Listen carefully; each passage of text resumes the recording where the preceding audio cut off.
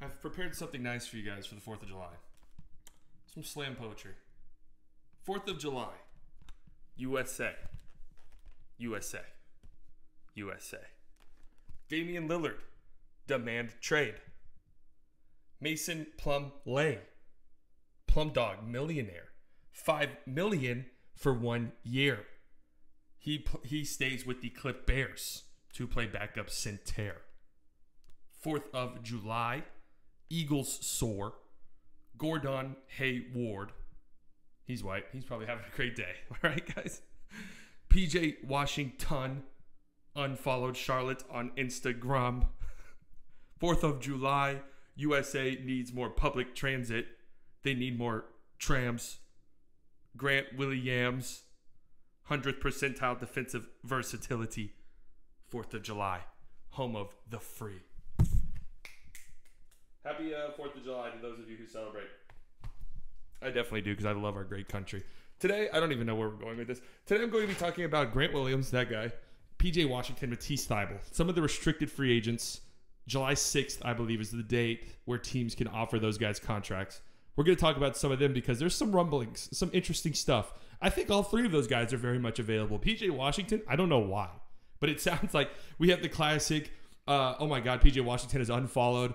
I just now realized I'm not wearing my glasses, and I'm on a time crunch here, and I don't have time to get them, so this is about to be an incredibly rare side on this channel. PJ Washington unfollowed Charlotte on Instagram. I'm interested. I wish there was a database where you could track this type of shit.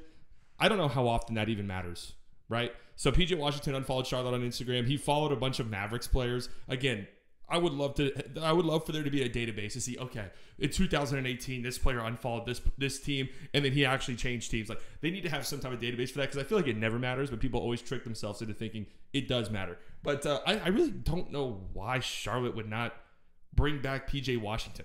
It doesn't make much sense to me. Unless there was reports a few days ago that Charlotte was going to make a play for Grant Williams, who is from Charlotte, I guess, from one of the Carolinas. I don't know. Is there a difference between the two Carolinas? Like, does it have to be two states? I don't know, man. Anyways, that they can make a play for Grant Williams, and if that were the case, they'd probably let PJ Washington go. I don't see the logic there. PJ Washington's a young player, a good player, very versatile, 1 through 5, right? I think Grant Williams is probably a better defender, but I would say that PJ Washington is still solid in his own right. Like, he can play 1 through 5, right? They played, there was moments in the back half of the season for Charlotte where they were like the best defense in the NBA from the All-Star break onwards, like a top 3 defense. And PJ Washington spent a decent amount of time as the small ball 5 in certain lineups, and it works pretty well. So that's really interesting, right? But of course, for PJ Washington, another thing he brings to the table is offensively, he's a shooting threat. He can do some interesting stuff on ball. Pretty good pick and roll guy. Has the ball in his hands on pick and roll sometimes. I think Kevin O'Connor tweeted out some stat that he's one of a few players who had 700 possessions as the pick and roll roll man and 100 as the pick and roll ball handler. That's kind of some interesting stuff, right? The on-ball stuff. I don't think he's necessarily great at it, but it's a nice skill set to have. And combine that with his ability to shoot the ball, and you get a really interesting player. That's why I can't for the life of me get why Charlotte would throw away that guy for Grant Williams. I do think PJ Washington is better than Grant Williams. So if he were actually available and obtainable, then things get a little bit interesting, especially for a team like Dallas, who he's been rumored to. All of these fucking fake NBA insider accounts. A new one pops up every day. They're not right. Dropping Dimes 20 is the GOAT. He's the only one, and that's a very, very rare occurrence. All these other ones pop up out of the woodwork, and everybody always is like, oh my God, did you see they said PJ Washington to Dallas? I think that guy's probably a 16-year-old kid named Mikey who just got off of Fortnite and is bored, okay? That's what you're putting your faith in. Little Mikey, all right? So stop it. It's embarrassing, and you're going to embarrass yourself. Anyways, PJ Washington, if you were available, man, you know, his on-off numbers, you look at him. This year was a weird year for the Hornets, obviously, with LaMelo missing pretty much most of the season, and they were just kind of tanking, obviously. But in years past, when they were a playing team, like, people forget Charlotte was a playing team 2 years in a row. He was a big piece of that, and their offense was way better when he was on the floor. Their offense was dynamite. I think it was like a 120 offensive rating when he plays the 5. That ability to stretch the floor, right? That floor spacing. There's a bunch of teams I can think of where that fits exactly what they're trying to do. And the ability to switch 1 through 5. Again, I look at a team like Dallas. It really is a perfect fit because you can space the floor next to Luka and Kyrie, and they love switching, right? They love a switch-heavy defense. So I think it makes a lot of sense if he were available. I just can't imagine it. I can't imagine he's obtainable for the mid-level, right? If a team like San Antonio, who still has a ton of cap space, threw a huge bag at him, that's a different story entirely. But even then, if you're Charlotte, like, why are you not matching that? I don't really understand it. Maybe there's something between them. There's a rift. I don't know. But if he were actually made available, then yeah, that's a very interesting wrinkle in the offseason. Grant Williams, another restricted free agent, who I do definitely think is available. And I've seen people say, well, why wouldn't Boston match? I could be wrong here. I see this on Twitter. So if I'm wrong, I'm not actually wrong because I've seen it from Twitter. So the person from Twitter is wrong. I'm just relaying this information that since the Celtics are a tax team, a Grant Williams mid-level exception deal, $14 million, whatever it is actually something like $30 million.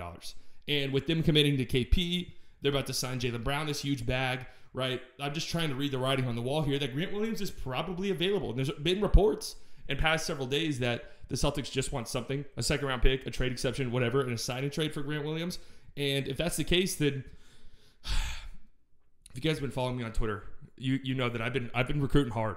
I've been giving some pitches to Grant Williams over the past few days, and he has watched them on Instagram. I can attest to that. He has watched them on Instagram, my Instagram stories. So he knows. He sees them. So if Grant Williams comes to Dallas, you're welcome, Mavericks fan. But anyways, what was I saying? Oh yeah, I think the Mavericks are going to get him. Like I just feel like that's the direction this thing is headed in. I look around and I don't know what other mid-level teams left would want him. Would the Spurs throw him a huge bag? I don't know. That's the San Antonio Spurs are way too quiet right now, and they are the big what's going on with them team, where it's like, are they preparing to throw like a big bag to one of these restricted free agents in an effort to, use their cap space and pry them away from their current teams? That could very much be possible. But if you're Dallas, Grant Williams makes a ton of sense, right? He's smaller. He's not as big as you would want. I think he's like 6'5" or something like that. 6'5", 6'6". PJ Washington is bigger, but he plays bigger. He can guard up a size, right? He's incredibly versatile. As I said in my poem a second ago, 100th percentile defensive versatility this past year, 1 through 5, switches, can guard centers, can give guys, can hold his own against centers, I guess I should say. And I really value players like that. And, if you need a Giannis stopper, he's a pretty damn good one, right? Like, as good as you could possibly do against a guy like Giannis, right? So Grant Williams, of course, he has the ability to shoot, catch and shoot, corner guy, right? It's all there.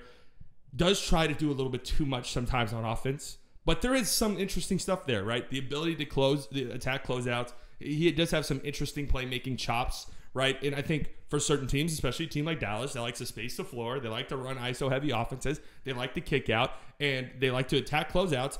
A guy like Grant Williams makes a ton of sense. And I don't know. This is why I've been very patient with the Mavericks offseason so far, and not jumping. I just choked on spit. And not jumping to conclusions is that Grant Williams seems to be the guy they're going after, right? Him and Luka share an agent. He was wearing Luka 1s all year. I feel like his time in Boston is done. I feel like it's ran its course. And if that's the case, Dallas is the team that makes the most sense. He'd plug and play, start immediately, get a ton of minutes, be in closing lineups more than likely. It's a great landing spot for him, right? And, I know he had a weird year this past year, but you have to remember that role players, they go up and down, right? They're not like stars where you're going to get all-star level performance every year. They'll have some years where their shooting numbers have dipped a little bit, and their value has tanked because of it. Or they'll have years like last year where the Celtics are trying to do something else with Joe Mazzulla than they did with Ime, which was, hey, we're just going to be offensive oriented. Like, we're going to fly. Everyone's going to pass. Everyone's going to be able to knock down shots. And that led to Grant Williams seeing some time on the bench, right? But for other teams, he would play a ton. So that's why I kind of feel like Grant Williams' days are numbered, or I guess not numbered. His days with the Celtics are 0, and he's going to be on a new team here in a few weeks. And I think there's a really solid chance that team is the Dallas Mavericks. And then another restricted free agent I wanted to talk about, Matisse Thybulle. What is going on with him? What's Portland going to do with him? I just kind of assumed they would bring him back. He is restricted. What number would that cost? Like, are we talking full mid-level? I don't want to pay Matisse Thybulle $14 million a year. I just don't want to do it.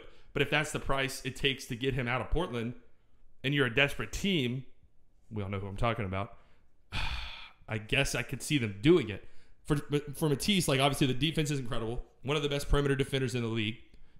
The on-off numbers with him defensively have always been insane, right? The teams that he's been on, the Sixers, and this past year with Portland, the back half of the season, the defense was just way better when he was on the floor. And the team as a whole was way better when he was on the floor. And then the offense is the concerning part. But he did shoot 38% from 3 this past season. And if that's something that's trending, like if we could stay around that number, 38, 39, maybe even a 40 year here and there, yeah, he could play. He could definitely play, especially on a team like the Mavericks. Again, $14 million a year, though. Do I want that? No, I don't want that. That's stinky. But if that's the price it takes for Portland to say, yeah, good luck to you, then I don't know, maybe. And then you also have like the switchability aspect. I value defenders like that. All three of the guys we talked about today can all do that. I don't know what to expect, guys. I just don't. Grant Williams to Dallas just makes so much sense to me. Just from his point of view, from the Celtics' point of view, from the Mavericks' point of view, they could do a sign and trade because they don't really care about the hard cap at this point. They could do a sign and trade and send out, a second, or just send out cash so the Celtics can get a huge trade exception that they can maybe use later on. I don't know. I'm interested to see how it all plays out. Don't trick yourself with these fake insider accounts. I've seen Mavericks fans throwing parades today because the fake insider account said PJ Washington was going to Dallas. Guys, you're setting yourself up for a nightmare. And then you're going to yell at the front office for it. And they're going to be like, dude, this wasn't even ever a thing. You guys did it to yourselves because he unfollowed a few people on Instagram. Like, we weren't even trying to get him. Either way, free agency, once these big trades happen, the Damian Lillard trade, which will happen at some point, the Harden trade, that actually might not happen. Like, there's a world where Harden's on the Sixers in a few months, and they're starting the season, and James Harden is still on the team. Damian Lillard is definitely getting traded, and once that happens, and the restricted free agents go wherever they're going, it's over. Like, there's no more dominoes to fall in free agency. Like, this year, it happened like that. Last year, it got dragged out a little bit because the KD stuff happened, and then the Donovan Mitchell trade happened later in free agency, and, I think the Gobert trade did too. Or the Gobert trade happened before the draft. I don't really remember. But either way, man, it happened quick this year, huh? I'm interested to see where these guys go. It's a few days until they can sign offer sheets. Remember, there's only 24 hours now. You only get 24 hours to match. But at this point in free agency, it doesn't really matter because who are you waiting on?